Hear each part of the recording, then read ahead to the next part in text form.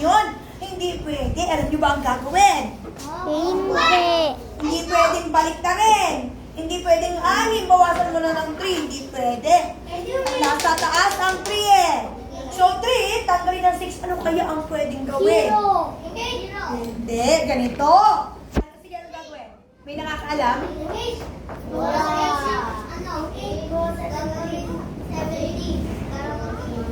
Gagawin 70?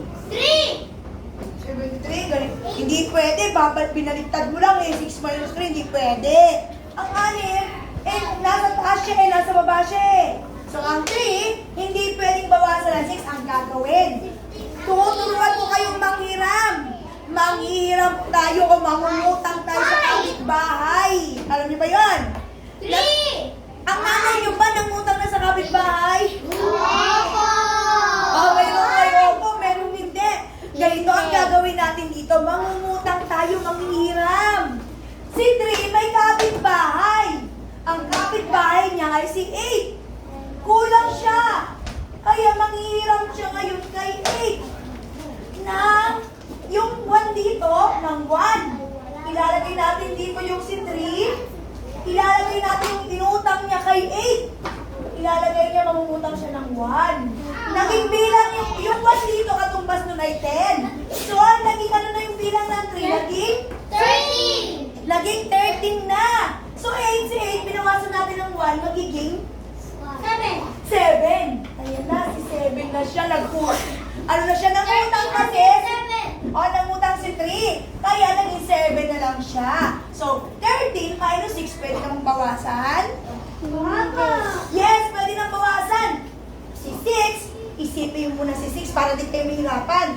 6, 7, 8. Kasi diba ang addition, subtraction, kabaliktad na niya ang addition ha? 6, 7, 8, 9, 10, 11, 12, 13. Ilan ito? 7. Subukan mo kung tama ang sagot. 7 plus 6. 7, dagdagan mo ng 6. 8, 9, 10. Pareho lang yan. 13. O tingnan mo, baliktad. 7 plus 6 equals 13. Kaya 13 minus 6 equals 7. So, anong gagawin doon sa 7? Wala siyang katapat. Bababa. Ibababa. Ay, yung tamang sagot. Nakuha. Try natin sa pangalawa. 91 minus 4. Anong gagawin natin? Si 1 at si 4 ay isusubtract natin. Kaya bang bawasan si 1 ng 4? Hindi. Hindi na naman pwede. Anong gagawin niya? Siya ay? Okay, mangungutang o manghihiram sa kanyang kapitbahay na si 9. Si 9, hihiraman niya ng 1. Ito si 1, itaas muna natin. Hihiraman niya ng 1. Nilagay dyan sa unahan. Si 9 magiging 8 na kasi inutangan na siya, hiraman na. O ngayon, pwede na ba ngayon? Lagyan na natin yan ng cross, hindi na siya. 11 minus 4, pwede na ba? Oo, kasi mas malaki niya siya sa 4. So 4, ilagay sa isip si 4. 4, hanggang 11, magbibilang tayo. 4, 5, sabay-sabay tayo. 4, 5, 6, 7, 8, 9, 10, 11. Ilan to? 11.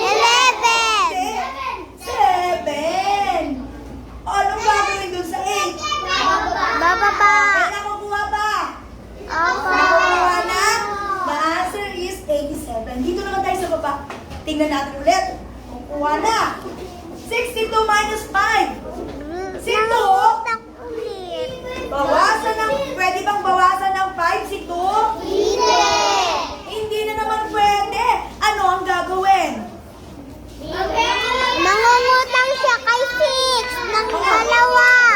Okay. Si 2, manghihirap na naman ngayon kay 6. 6. Si 6 magiging? Wow. Okay, thank you po. Okay, si 2, itaas muna natin si 2. Tapos, lagyan na natin siya ng ganyan. Si 6, iniraman natin si 6 ngayon ng 1. Nilagay natin dito. Ano mangyayari kay 6? 5. Anong mangyayari kay 6? Okay, ngayon, pwede na bang bawasin si 12 minus 5? Okay, sige, subukan nyo. 5. Five. Isip si 5. 5, 6, 7, 8, 9, 10, 11, 12. Okay, guys. 7 for 7 ah. Okay. Anong gagawin si 5? Ibababa. O, eto na ang last. Sinong gustong sumubok dito sa number 4? Sige nga, Arkin. Subukan mo nga. Try natin si Arkin. Mamaya magtatawag ako dito. Halika, dali. Bilis. Dali. Walang mawawala pagka sinubukan natin. Tingnan nyo. Mag-solve din kayo sa inyong ano. Natatakot pa. Natatakot pa si Arkin. Sinong hindi natatakot dyan? Na malakas ang loob. Magsusol. Ay, kaya na daw ni Arkin. Tumayo na. Mamaya kayo. Sige. Gawin mo, Arkin. Si 5 at si 8, pwede ba? Hindi. Anong gagawin mo? Yan. Tapos, anong nangyari dito? Bilis niya. Tanggalin niya. So, 8. Magsimulan mo sa isip mo yung 8.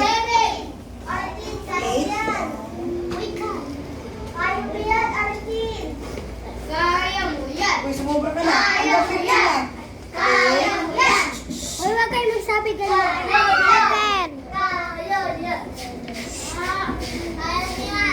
Ilalagay sa isip si 8. Ilalagay sa isip si 8. Magbilang kayo dyan. Hanggang 15. 8. Walang galing yung 7 pa lang nagawa ni teacher.